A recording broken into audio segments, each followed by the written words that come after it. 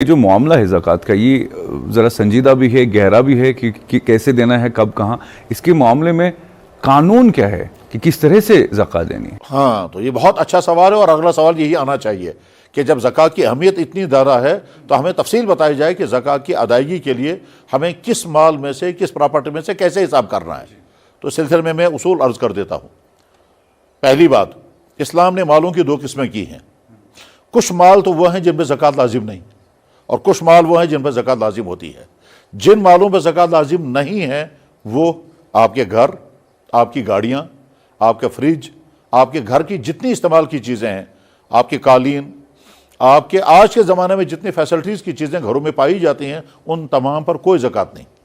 یہاں تک کہ اگر کسی کے گھر میں لاکھوں روپے کے برتن ہیں، لاکھوں روپے کے بسترے ہیں، لاکھوں کی چیزیں ہیں جو گھر میں اپنی یوز کے لیے رکھی گئی ہیں، تو ان پر کوئی زکوٰۃ نہیں ہے۔ آپ کی پرسنل یوز کے لیے جو گاڑی ہے اس پر بھی کوئی زکوٰۃ نہیں ہے۔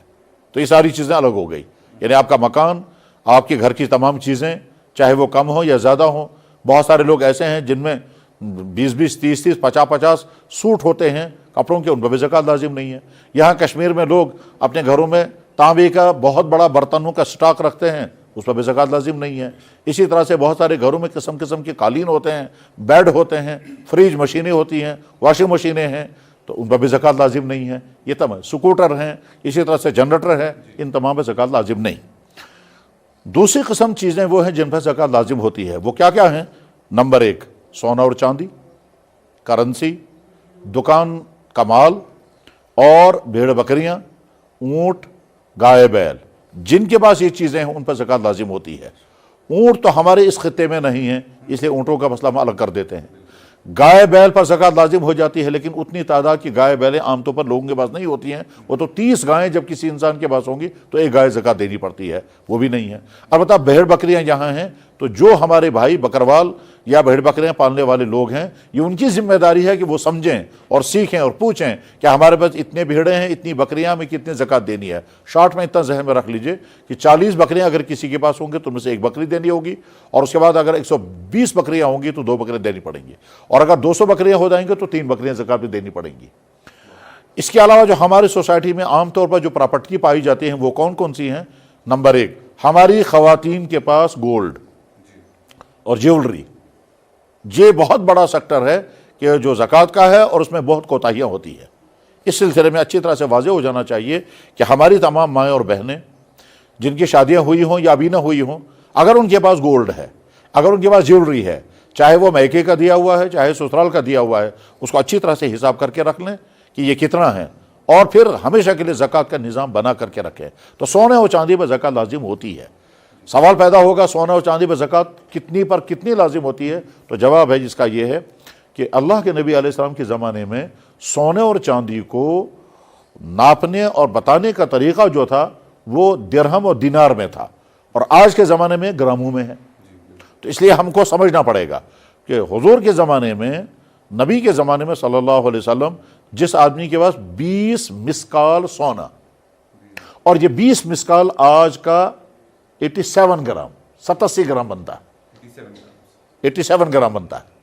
حضور کے زمانے میں 20 مسکال آج کے 87 گرام بنتے ہیں، اور اسی طرح سے حضور کے زمانے میں 200 درہم چاندی، یہ آج کے 612 گرام چاندی بنتی ہے۔ تو جس آدمی کے پاس 20 مسکال سونا، یعنی آج کے 87 گرام سونا جس آدمی کے پاس ہوگا، اس آدمی پر زکوٰۃ لازم ہو گئی، چاہے وہ مرد ہو چاہے وہ عورت ہو۔ اسی طرح سے اگر کسی آدمی کے، کسی مرد یا عورت کے پاس سلور ہے اور وہ 612 گرام یا اس کی قیمت کے برابر ہے، تو بس اس کے ذمہ زکوٰۃ لازم ہو جاتی ہے۔ جو ہمارے دکاندار بھائی ہیں، ان کے پاس جو دکان کا مال ہوتا ہے، تو ان کو اصل میں کرنا یہ ہے، دکان کے مال کا حساب کرنا ہے۔ یہ دکان کے مال کا حساب کریں گے، اس کے بعد دیکھیں گے دکان پر قرضہ وہ قرضہ منا کریں گے، مائنس ہو جائے گا، اور اگر ان کا پیسہ باہر ہے تو وہ پیسہ ایڈ ہو جائے گا۔ تو اس کے بعد پھر جو بچا ہے اس میں زکوٰۃ دینی پڑے گی 2.5%، یعنی 1 لاکھ میں سے 2,500، 100 روپے میں سے 2.5 روپے۔ تو اب زکوٰۃ کتنی چیزوں پہ لازم ہوئی؟ نمبر 1، دکانداروں پر، دکان کے مال میں۔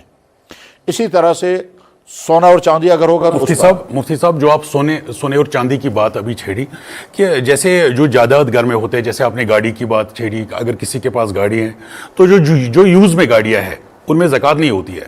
جو سونا ہماری مائی بہنیں یوز کرتے ہیں, لگاتے ہیں, کیا اس میں بھی ایسا سسٹم ہے؟ بہت اچھا جواب اس کا یہ ہے کہ سونا اور چاندی چاہے یوز ہو رہا ہو, چاہے رکھا ہوا ہو, لاکر میں رکھا ہوا ہو یا کہیں بھی رکھا ہوا ہو, استعمال میں ہو یا استعمال میں نہ ہو, سونے میں ہر حال میں زکوٰۃ ہے.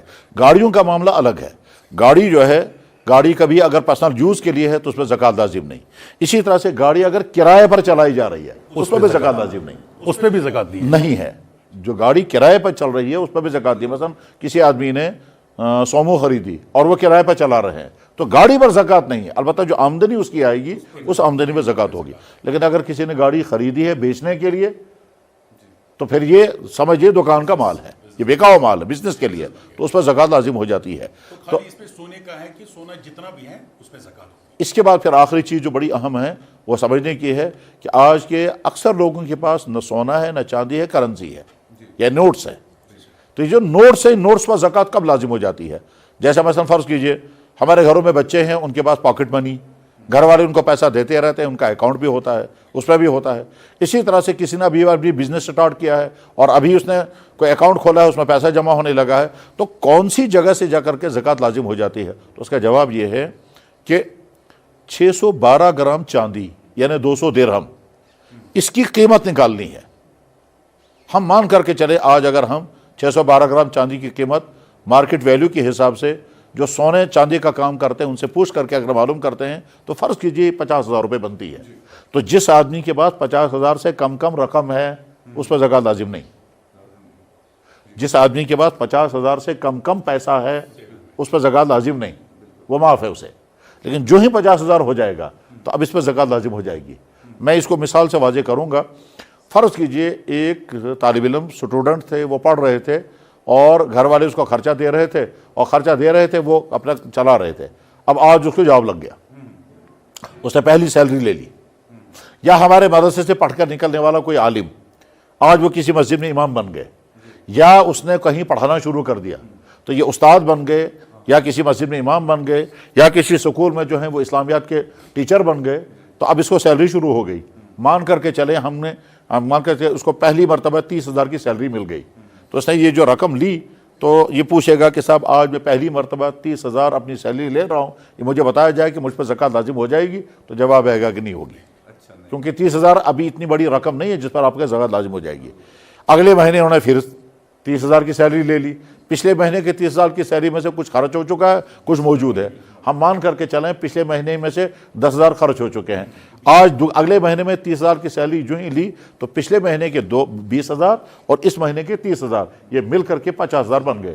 تو ہم اگر یہ مان کر چلیں کہ 612 گرام چاندی کی قیمت 50,000 ہے تو اس کے بعد 50,000 روپے آ گیا.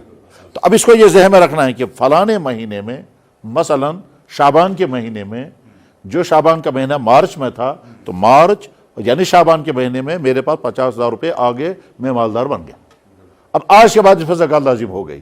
یہ فوراً یہ پوچھتے ہیں جناب کیا میں مالداروں کی فہرست میں آ گیا, کیا میں غریبوں سے نکل کر مالداروں کی لسٹ میں پہنچ گیا؟ جواب ہے کہ جہاں آپ اسلامی اصولوں کے مطابق آپ مالدار ہیں اور اب آپ کو زکوٰۃ دینی ضروری. یہ کہیں گے, یہ پوچھیں کہ اب زکوٰۃ مجھے کب دینی ہے؟ تو جواب آئے گا اب 1 سال انتظار کریں. 1 سال.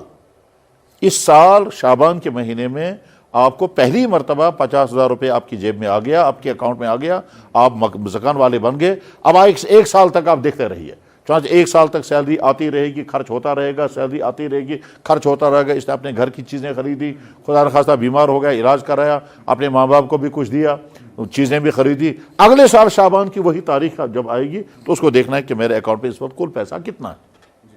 اگلے سال اکاؤنٹ میں کل پیسہ کتنا ہے وہ کر کے اس کا 2.5% اس کو زکوٰۃ دینی ہے.